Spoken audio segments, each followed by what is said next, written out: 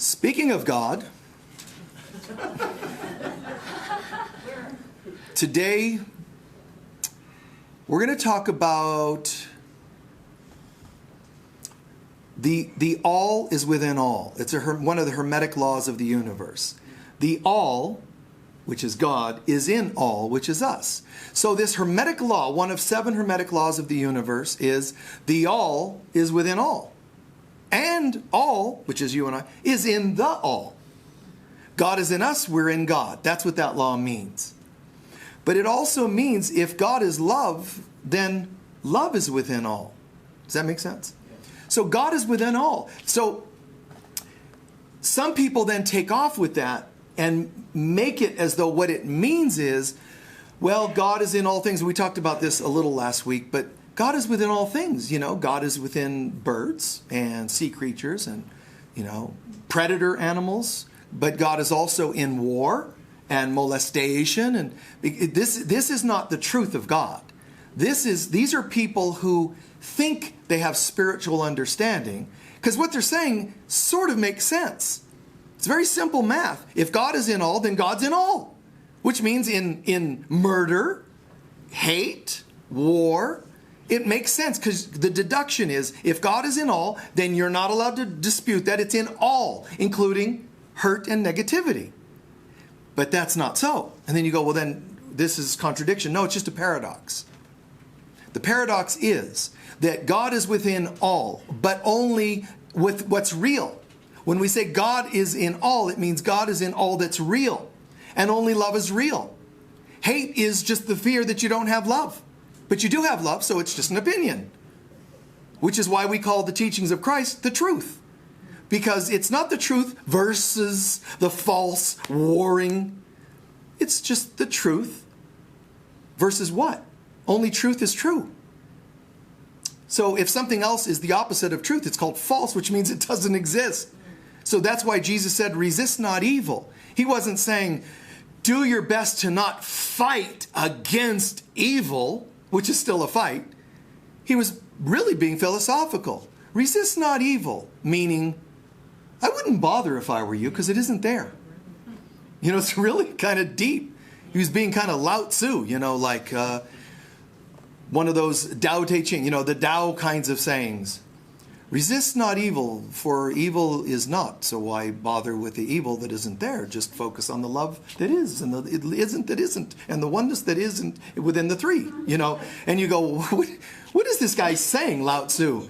And then Lao Tzu says, my words are actually simple. You're just messed up. That's why you don't understand them. And the Course in Miracles, he says the same thing. Jesus says, this course is teaching you something that's it's as natural and organic as you can find. And you still act like you don't understand it. Why? Because you've lost your organic self. If you were back in touch with who you were, you would totally get it. The Lao Tzu, Tao teachings and that of Christ or whatever. Because the teachings of God, the reality of God is simple. Simple not as in educationally simplistic in that sense, but it means simple, meaning just so easy. So the all of God, God is in all. So then we start to take it literally, because humans always like to interpret things, or typically like to interpret things literally. Just relax on the literal for a moment. God is in all. It doesn't mean God is the pine needle on the tree. God is the hair on the head. It means God is the light behind what you think you see. It doesn't mean what you think you see, because your senses are lying to you. Your eyes can't see the light of God. When we closed one eye and opened two, we no longer knew how to see light that can be seen with one eye. Why do we call it one eye? Well, literally, it's known as our third eye. And it's far more than what we perceive, like clairvoyance. It's far more. This is a knowingness. Clairvoyance is just a sort of a symptom of a greater knowingness. It's just a microcosm of a greater knowingness. But this eye is the one Jesus referred to. Let thine eye be single, and you will be filled with light. I dig that. So it also means if this eye opens, whoa, it's like you just drop some form of positive acid. Like, wow, everything looks different, except your brain cells aren't dying. So everything looks different. This eye opened, and all of a sudden, not only are the trees glowing, they're in communion with me. And the communion is called love. And you're just like, whew. And they could put you in shackles and you don't care. And they can hate you and you don't care. And you can get on the cross and you'll go, forgive them, they know not what they do. It's not because he was stoned. It's because he got it. His mind is open. And this sounds to human beings, they call this lofty and impractical. But it's as practical as you can get, because it's your real self that says, wait a minute. Because the needy self, the one that thinks it lost God, starts to say, okay, we don't have God, so that's a huge loss. So I really can't afford any more losses. So don't you leave me if you're my partner. Don't you veer off if you're my child. Everybody has to be in line so that I know I'm in control. Because losing God made me feel like I'm not in control. If God can be absent from my life, I just know you guys are on borrowed time. So I need to do my best to keep you all intact. Or if I get bitter enough, because enough of you have dumped me or left me, abandoned me, whatever, I just start going, keep everybody at arm's distance. It's just another attempt to preserve your emotion, to save yourself emotionally. Instead, this is different because you say it's not like, okay, arm's distance or codependence. I'll tell you what. If you promise to never leave me, I'll promise to never leave you. This is a dysfunctional agreement. One of us is going at some point. You can't say, so they throw into death to us part. So it's like, well, there is that. What about the death of my love for you? What about the death of my commitments to you? Those are a form of death as well. When are we allowed to say it's over? So we should say it when we're starting it.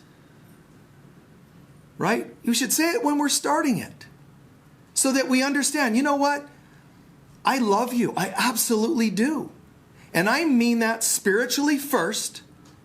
And it is my intention to share it personally with you. I'm a human being, however. I don't know what I feel tomorrow. I don't know what my intention is this. That's all I can promise you. Promise the intention if you walk up the aisle, proverbial aisle. Just promise that's where I'm at. But there's reasons why. It's misdirected and misguided spiritual statements. When we say, I'm going to walk down the aisle and you're going to wear white, and now it's like anything but white. Nobody can walk down the aisle and say, I'm pure as the driven snow. Driven everywhere by everybody. But be patient. Be patient.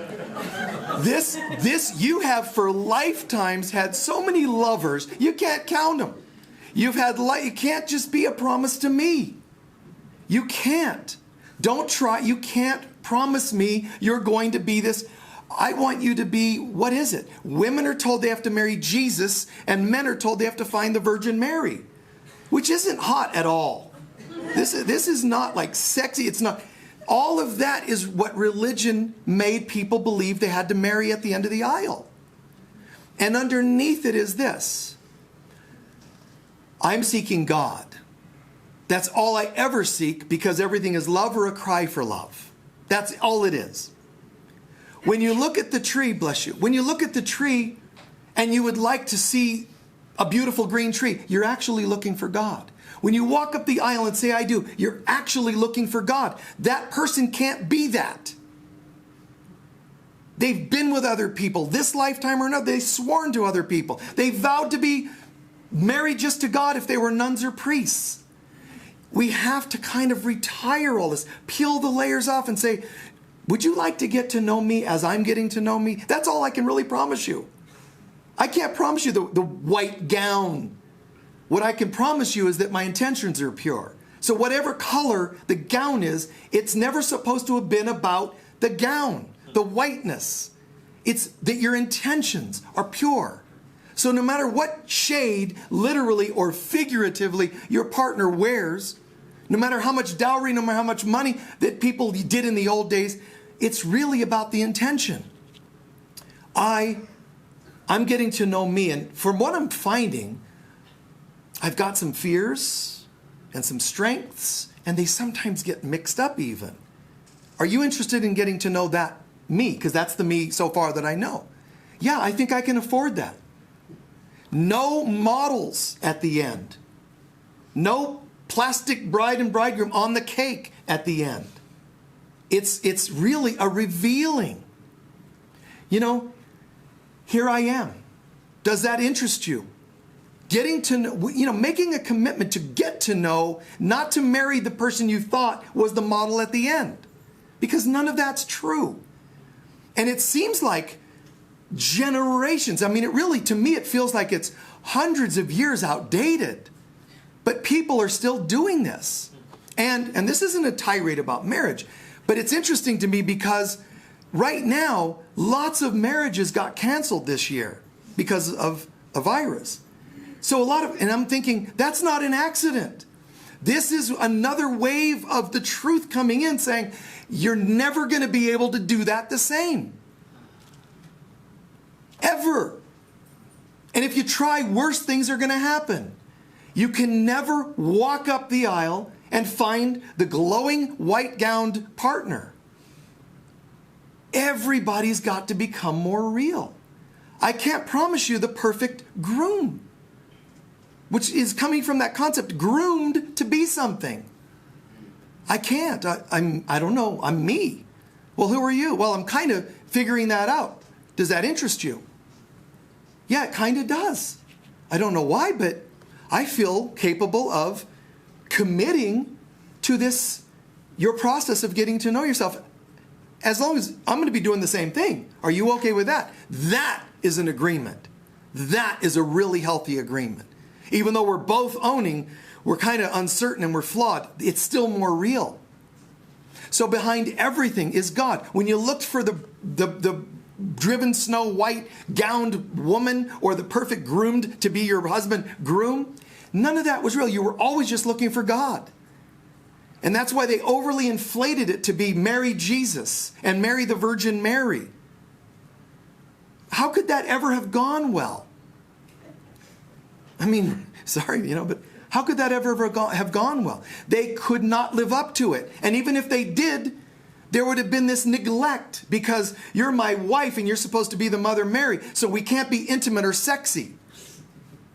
But I'll look you up now and again when my mood overrides what I think I believe. That's just usury, man. So they should have been saying, no, not until you're in the really right mindset. That would have been great for wives to have used that one over and over through the years. No, not until you're in the right mindset. Which would have been, the race would have disappeared because no procreation. But anyway, just imagine now that everything that we do is actually a search for God. What if that's true? And it is. What if that's true? What if I'm looking for a new job is actually you're looking for God and a new job? What if I want to get a raise at work? What if that's really I want more God and a raise at work? What if beneath everything is a search for light? And if it's a search for God, it's a search for love. You're not going to get it by getting mad if you don't get the raise. Now you're just affirming if you don't get the raise, you're affirming you didn't get the love. Which means you're affirming there's no love. So this is why Jesus had taught, give thanks even before you see the results. Learn to affirm that the light of God is here, even if I can't see it. It's okay to do that. Well, no, I have to affirm it. If I slip and think that I'm not seeing it, then I've done something wrong. No, you're actually encouraged. You're encouraged to say, even though I don't see it, I know it's here. Because that means your soul self has entered and says, I don't care what the human eyes tell me. This is the truth of God. You see what I'm saying? Faith in things unseen. That's a part of what that means.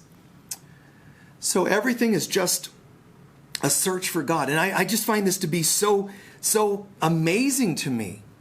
Everything I've ever looked for was just my longing for God. Any person that was ever homeless, longing to be having a roof over their head, they were longing for God. Everything, even a craving for a body, another person, is a search for God. But they're all misdirected because the senses, the ego hijacks the thought process, doesn't allow it to be pure, here I am, God, and get filled. It hijacks it and strips it all down and changes all the wording. You have to be this perfect man or woman for me. This job has to do this, and somebody else has to do that, and nature needs to do this, and God needs to deliver that. Those are all statements that you and I don't believe that we have God. Believe it or not. Everything is love or a cry for love. So every bit of love, even love like I really like you, I really love you, is actually a microcosm of my love for God. You follow? If I say that I don't love anybody, that's really sad, because that's my temper tantrum towards God. But when I love you, I'm really loving, it's just a minor version of my love for you. When I think I love you, and I think I love you because of A, B, and C, that's just a minor version of it. I love you because you're so dedicated. I love you because I'm married, you're so pure. I love you because you're a good provider. All these loves, you're attractive. Guys, those are the eyes, the ears, senses. There's something far more that says, I love you, even if I just think I just like you, even without me knowing it. I love everyone at such a capacity, it is beyond their capability to understand. That's how much I love everyone, I being any of us. Even people you don't think you like. Deep down inside, you actually love them, but you're angry because you don't remember how to love them. It's there, but I'm actually frustrated. So when you see like racial things going on and abuses, you actually love all parties involved on some level. But what you're saying is, but I don't understand why they're not demonstrating it for me. They're not acting very loving. So then what's my job? To see it for them. To know that even though a brother or sister has been abused, could be child molestation, it could be murder of a person on the streets, whatever's happening, my job is to say, hold it a minute. Wait, it's not with these eyes that I'm supposed to be evaluating the situation. I am supposed to be seeing love beyond what these eyes can tell me. If I don't know how, then just affirm it. Just say, despite the way I see things happening right now, there is a deep love. And it seems ludicrous. Believe it or not. The guy that shot John Lennon, you don't understand, loved him, but didn't know how to actually love him. So he did what the ego told him to do instead of what his heart told him to do. People just rude, hurtful, murderous. When people steal from each other, burglarize, and so on. It's a statement of, I don't have something, I'm going to take it from you. What do you think the ultimate statement is? You think it's about a piece of paper or something? It's, I don't have God anymore. I don't know how to find God anymore, so I'm going to take it from you. So I abuse a child because I see an innocence there that I think I lost.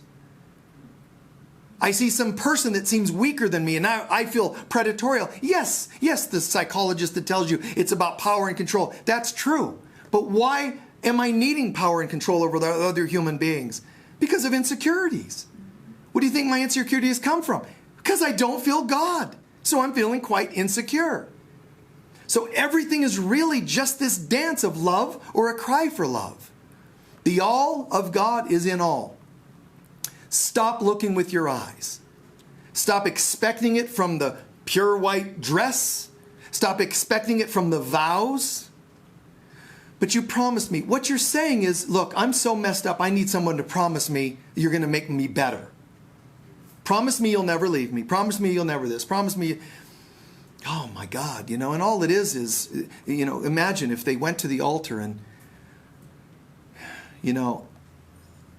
I promise to, they read, I promise to love and cherish and honor you, and no matter what you look like, I'll never look at anybody else. And, no matter how much, if we struggle financially, I'm just going to be always in a good mood. And, everything, all these things, it should really be, take the paper symbolically, throw it up, have an extra little fire up on the altar, drop it in the fire, and say, you know what? I could love, on a spiritual level, I love everybody on the planet. But I'm choosing to partner with you. And that should tell you something. That's all you need to say in your vows. If that doesn't tell, 8 billion people I could choose from. I'm standing in this building with you at the altar. That should tell you something. If that doesn't make you go, wow, I thank you. I'm not making you feel valuable. I'm just reflecting that you have value. And people saying thank you to each other for that. All right, this will be kind of cool. No big pressures. No bride that has to be the old school, pure. And the guy provide. Just stop and say, man, for some reason, I feel enough for you that I would like to walk this walk with you. So let's do that. That's more authentic. Do you know that every time you ever had your favorite meal and you went, oh my God, that was so good. Do you know that underneath it, it was really the light in you dancing with the light of the food you ate? And you think it's the food. Oh, it's the most delicious. You created that moment. Somewhere, somehow, you must have thought you deserved a good moment. But it's you. It's not the bridegroom, and it's not the food or the drink. Anything that ever made you feel relaxed was a symptom of how relaxed you can really be. You think something, had a drink and now I feel more relaxed. Here's the tragedy to it all. It's called objectifying. You have the potential of God. Some part of you unconsciously said, I want to feel the peace of God. Unconsciously, that's what you're saying. I really, really want to feel the peace of God. But by the time that registers into your brain, what do you say? I need a drink. I swear. This is how this works. It starts off everything starts off as a sublime union with God, potentially. By the time it reaches the body, the human self, it seems all but lost. But it isn't lost. It's never lost completely because the all is in all. God is in us. We're part of the all. So the all of God is in us, is what that means. So then why do I think a drink relaxed me? I'm part of God. And that's because the ego never wants you to completely credit the all. It wants you to credit anything between the all and yourself. Anything else. Why? It's called objectifying. Because as soon as you thought an object gave you anything, you lost the holiness of the moment. You accidentally put credit on a thing. And now what's going to happen is it starts to program in the neurons in your brain that, a thing really helps me feel a thing. And that thing makes me feel a thing. Everything's just about things. And if it's about things, it's not about God anymore. So people lose sight of God, and then it becomes your program. Now we're just running on as long as the government takes care of us. I know my religion will always be honest with me. And I know science is only ever about the truth. And the world is teaching us right now, it didn't happen. It didn't work. They all let us down. But not to judge them because they're just things. If you think you're a thing, you need another thing to look at. If you and I remember that we're not a thing, we're a presence. We're the all. What could satisfy me but remembering that I'm the all?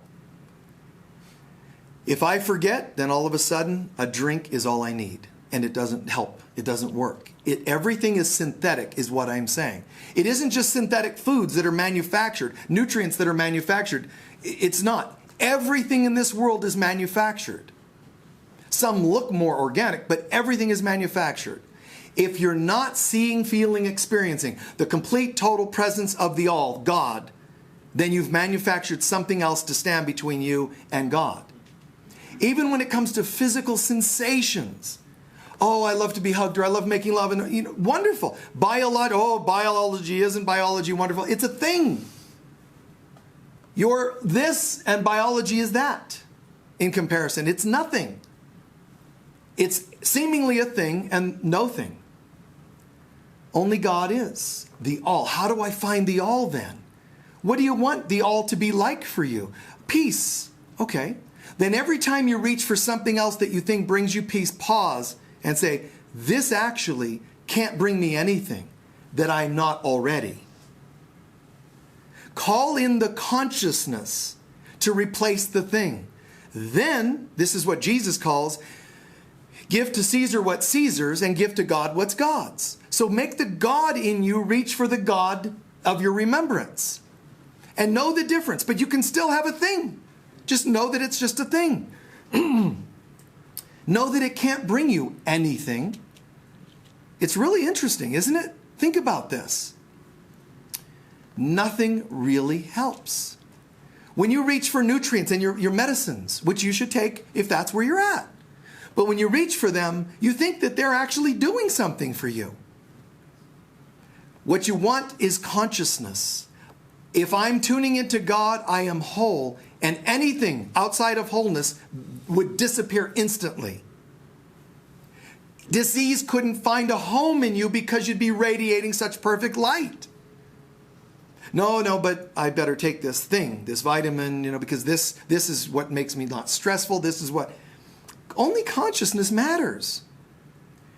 So when you think a thing fixed you, you start becoming addicted to the concept of things having power over you. And I personally don't think it's easy to break that program. It's so ingrained. You're told you're crazy if you think outside their box. You're a heretic if you think outside the religion box. You're gullible and naive if you think outside science's box. And you're a renegade if you think outside the box of politics. But at some point, you just realize that no more settling. The presence of God. Forefathers of this country did that. They got it. You can't settle. It's about God. Everything's about God. And then some of them said, yes, and because we're into sacred geometry, we're going to open up and set up Washington, D.C. in perfect sacred geometry, which they did. Everything lined, And so they were getting so caught up in the thing of sacred geometry, the measurements, they would stand around. Okay, so for the next building, okay, 3 degrees to the right, okay, and Thomas Jefferson, he just said, what in the hell are you people doing? Well, we're making everything perfectly sacred in geometry because that's going to be a thing that we think has power over us. He said, you know what? No. He took a stick, stuck in the ground, it goes there. Which is like a metaphor for just screw it. It's no. He's, stop measuring. It's in here. He got it. But, okay, he's going to be like that. Sorry, Thomas, we were just wanting to, make sure everything was spiritually right for God. But apparently you don't care. And what Jefferson was saying was, I care so much that any place that I say is God is God. It's not from the measurement. It's not from the nutrient. It's not from behavioral modifications. It's everywhere. The all of God is in all. And everybody tends to forget that. Why? Because it is the absolute insistence and need of the ego to forget that. So the more you allow your ego to run rampant, the more you're going to have to know that everything that we think is the all is gone. And now it's survival of the fittest. So we all just try to get by. Manufacturing what seems to help us each and every day, but it doesn't. So to me, the world, every so often, you can just see these waves. And I myself, I'm not cold to this. When I see stuff happen in the world, I just think, man, my prayer is that everybody just learn their lessons the easy way instead of the hard way. I could get just as depressed as anybody by any of this stuff that goes on. It's not like I just walk around cold and philosophical. A part of me is part of the human race. And I'm like, wow. I don't want to see anybody abused or harmed anybody, old or young. But it happens. Not just the ones that are conveniently on the news, the ones that aren't on the news. The number of clients I have every day on phone and in-person sessions, the stuff that goes on is crazy on this planet. And I have to keep reminding myself, everything is love or a cry for love. That's it. The all is in all. My job is to say, how did I forget that today? And forgive. And then to replace it with, now how do I remember that today? How am I going to remember that? If it's true that any one person purposefully, a police officer or whatever else, purposefully harmed or killed another, that's not good. But you think that's the problem? Even if they didn't kill them, but secretly harbored hatred and wishing to kill them isn't good. It's not the action, it's the consciousness. Do you understand? Everybody, do you guys understand that? If murder hadn't taken place, which don't know all the details and that's not being proven and all that yet, but even if it is true and proven, would it have been better if it hadn't happened, but he wished he had done it? No. No, not really. Consciousness is behind these behaviors. You don't want to have hate in people's consciousness. So how to deal with it, the only answer is to give what wasn't there, which is love. I really, really admire.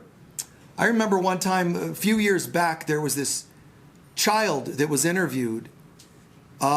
His father, who was African American, was killed, presumably, irresponsibly, let's say, by some authority. And when they interviewed the family members, they had differing opinions on what they wanted to happen to the guy that did this. But it was like the kid who started talking, he just like channeled, I think they need to be forgiven. And I mean, I could have listened to that kid for hours. I could have.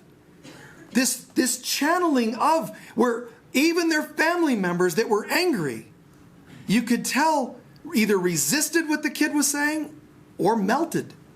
But they knew something. Wow. How did that child step up and say, well, I don't like that this happened, but I know that he would want us to forgive. Even the person that was killed. He would have wanted us to forgive. If he were here, that's what he would ask us to do. And people, judges, and it was just like, wow, that's the real stuff. Out of the mouths of babes. Someone aside from opinions and all that stuff of the external world. I understand the anger people feel about poverty and hurt and so on and so on.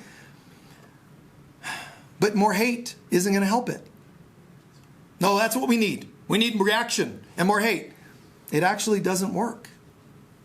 They tried that against the Romans over and do you know Rome lasted like 1,000 years when you count it all the way up to later years for that matter. It's like 1,000. They never cared. They didn't go, oh, wait a minute. Colosseum, feed Christians to the lions. Oh, wait. We shall hold off the games because there are thine 3 picketers outside who are telling us we're wrong. Let's change our ways. The things that most touched dictators and lunatics, governments that allowed hurtful behaviors, you know what ever most changed them? Were those beings that were thrown to the lions, who walked into the fires, who walked up to the lions, sometimes tamed the lions in front of everybody's eyes. Other times they said, go ahead, take me.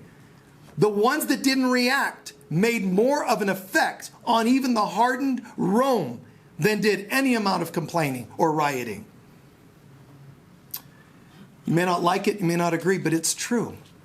Being an example is the number one way to make a change in the world. It's true. And sometimes that's hard to do because you take the hit as a race or as a family or whatever role you're playing. Then don't take the hit and don't try to make any changes. Just go along if that's what you think you want to do. But it's really nice when you and I can say, you know what, being an example is like saying the all is not only in all, I am that all. I am as God created me. I will to be the Christ on earth. When you see me, you see the Father. That's amazing stuff. When you can say, hey, nothing you do, like Jesus to Pilate, you have no power over me other than the power I decided to give you today. You know, that's huge, man. So when you and I can step out of reaction, some of you say, my father abused me. Should I write a letter and tell him I hate him? No. You can write all the family a letter and say, this is what happened. So I won't be at any family reunions until I see changes.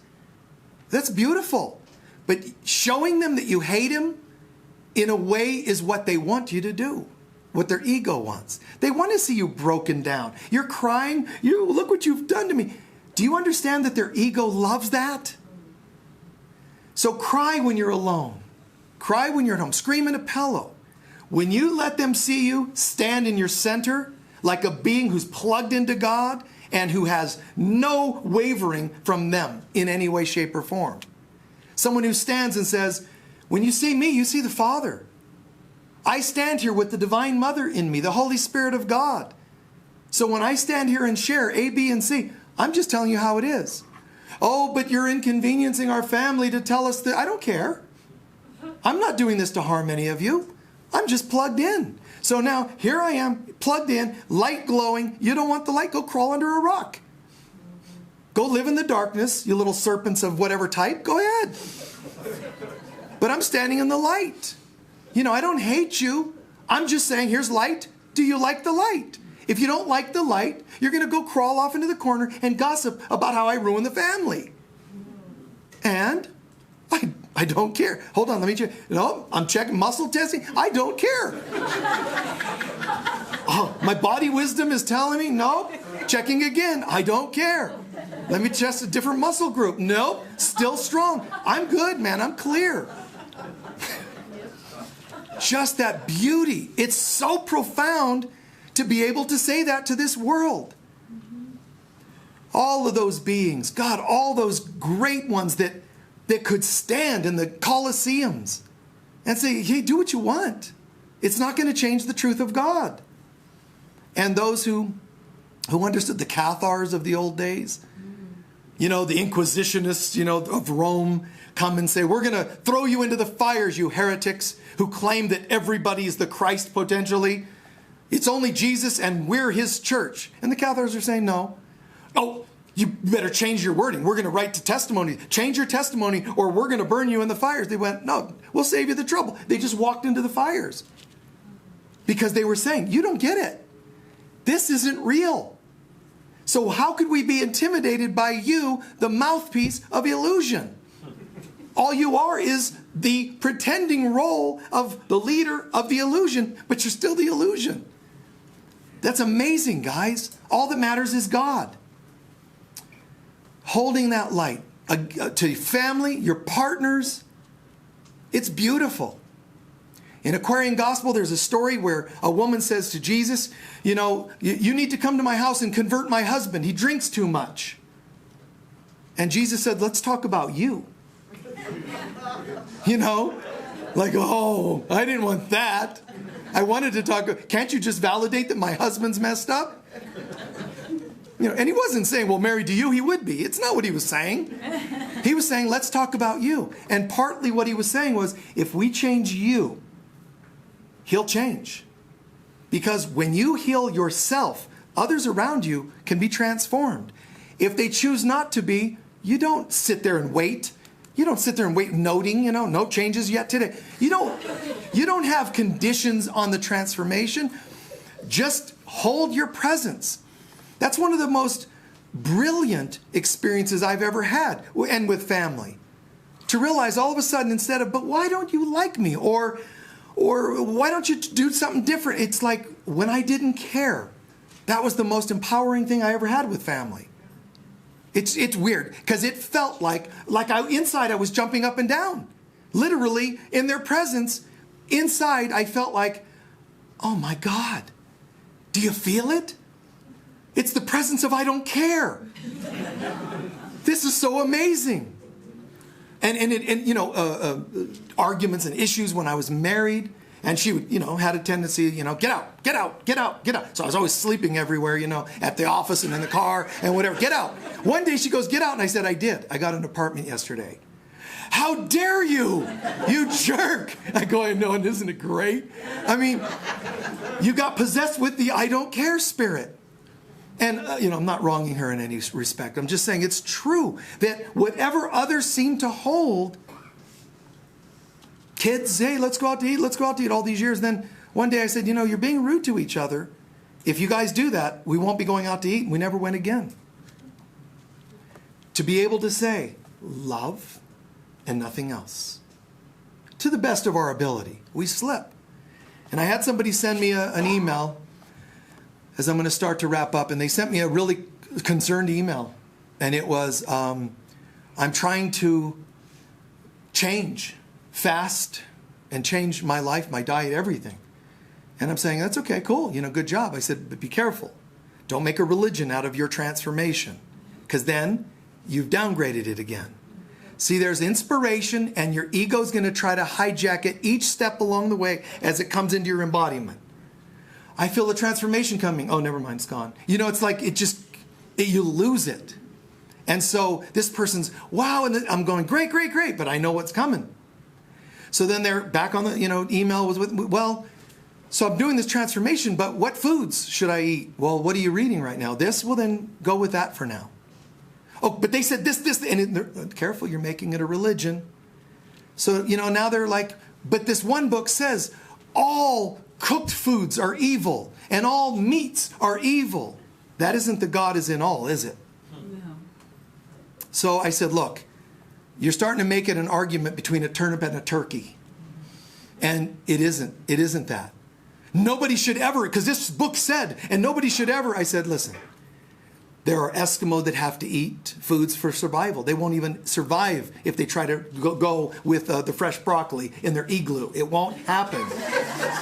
It won't happen. So some cultures, some body types, don't start making things into a religion, meaning rules and dogmas. And so I ended the conversation with them with this. You think, and this is what this whole talk has been about, you think it's about the thing. So for you right now, you're talking about how you're improving your diet and you're fasting and you're becoming such a spiritual person. You forgot to forgive yourself for the areas where you're not eating perfectly to that book. Forgiveness was the point. I'm trying to be more spiritual, so I need to eat perfectly or else I'm a bad person? How is that spiritual? Just go easy, I said to them. Go easy on yourself. That's more spiritual, believe it or not. And watch this, how this goes full circle. As you have become more forgiving, believe it or not, you'll become less carnivorous. Because there's a peace that sets in. I'm not shaming meat eating. I'm just saying the more a peace comes in, the less grinding on flesh that you feel compelled to do. I'm not criticizing it, I promise. I'm not. Because I don't care either what people eat. What I'm saying is you change inside and the outside starts to change organically. And you start to say, you know what? I don't feel compelled to drink or do this or that anymore. Something inside changes. John Lennon was a flaming addict of every kind. And he started growing spiritually after going through the dark night of the soul with the loss of the Beatle band. He went through the dark night and something in him, he just tapered off and he no longer was doing hard drugs or alcohol anymore. That was all he did for a period of his life. It just changed organically, and it's an interesting thing to hear his description of this. No religion made him do it. He had a kid and another one, and it opened his heart. And when it opened his heart, he started thinking more about love. And he said, it's funny, in the 60s, all of us were trying to be cosmic. And what I never realized is I was already cosmic. It really is hard to want to rip up flesh with the teeth. It's really hard to want to hurt other people or murder and all the things that people do, or whatever, stealing. It's really hard to do those things. If right now we all share in a perfectly deep, powerful meditation, you usually don't think of, I'm glad the meditation's over. I'm going to go hunting now. You know, it's usually not the first thing in your mind. You know, it's the strangest thing. Because I'm in a state of God. And that feels right. You still have things to do. Follow your rules that you traffic laws or whatever is in this world. Play the game. Brush your teeth. Play the game. Do the three-dimensional things. But let go of the notion that by making outside things happen, or that things outside are even real and have power over you, let go of that, and then this thing happens where there's like a peace. A nice peace, a tranquility. What I want is the love of God. And remember where I started a while ago. The all is in all. That's not sometimes. Got that? The all of God is in us all. Is that clear? Then the problem is what? If I'm not seeing it, where is the problem? Well, obviously with them who aren't being very all-ish. No. I must have the wrong lenses on. How do I change my mind? If God is in all and I'm not seeing it, we think to change the things we see. And it's to change the seer. Not the thing I see, the seer. So be at peace if you're a vegetarian and you sit in a Native American meal and they talk about taking an animal and they put it into a meal. And they use its skin for this and its fur for that and its hooves for that and it's all the parts. They use it somewhere. That's their way of life. Can you sit at peace and say, I get it. The all is in all. Instead of, oh, you know, bad. It's okay. It's okay to understand. It's not easy for some of us to know that things, animals or lives are taken or trees are cut down or whatever. It doesn't feel very cool. I agree. But I need to change the viewer, the seer here, not the outside. Love everyone. As the Yes song from the album Tales from Topographic Ocean says, no matter what they do, let them rape the forests, because one day they might stand and leave them and then clearly we'll be home. What profound statement.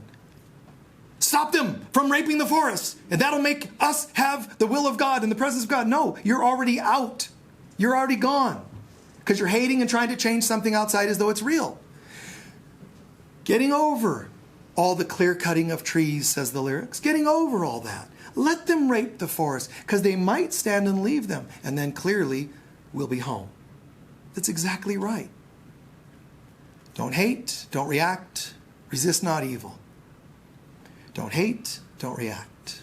Do your best to find the peace of God. And it's here. Not to go looking. It's here. I just have to change my mind. How? Generally, forgiveness. Help me to forgive not what you did. Help me to forgive what I think you did. Which is called a thinking problem. Please take a few centering breaths.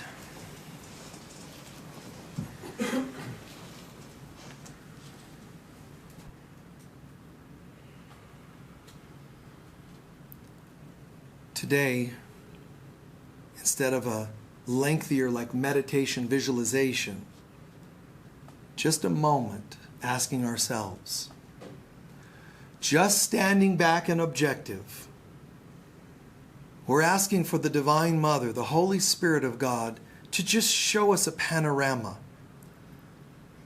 of all the different ways that we see things in this world. Things you don't like and things you like. Your favorite foods, your favorite friends. Your least favorite, your least favorite. All the things that you think you see with your eyes, on the news, you hear or hear about, you feel. Just take a moment to just review life as you know it. This week, this day, this month. What has life looked at like this year for you?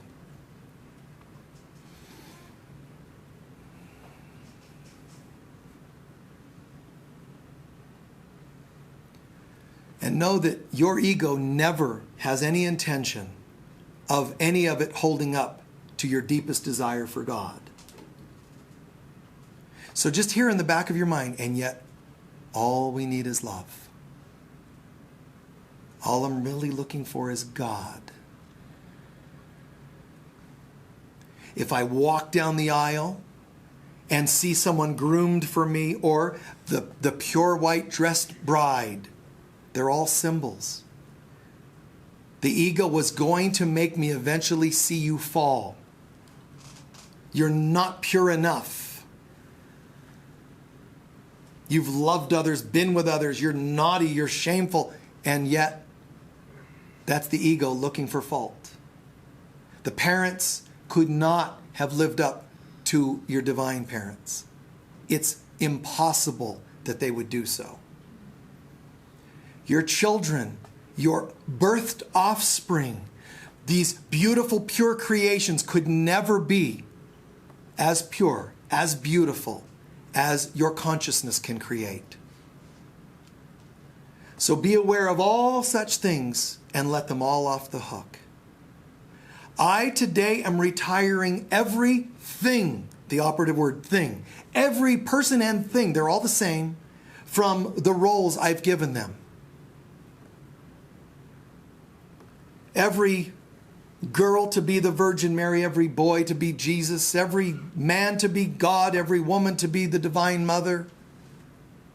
I retire the earth, which sometimes quakes and shakes and allows people to be harmed, from being in a certain role.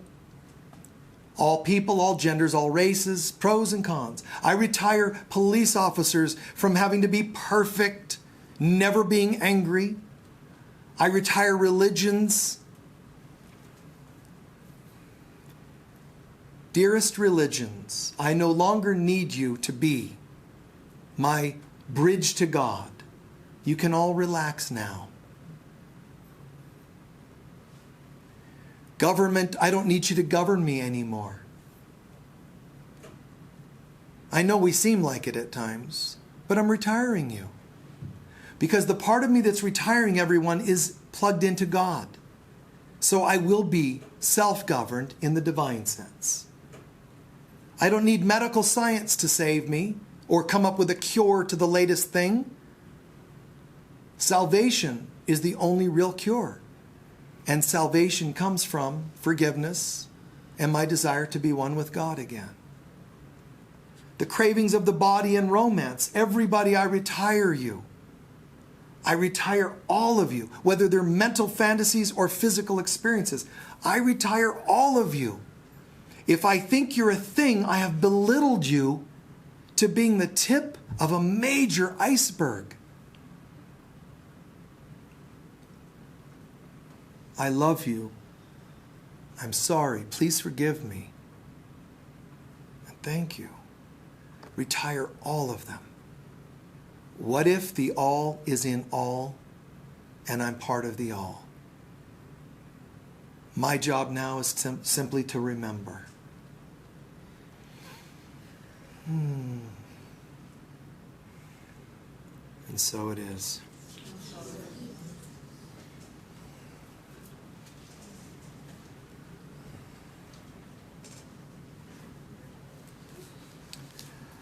Is all that making sense today? Good, I hope so.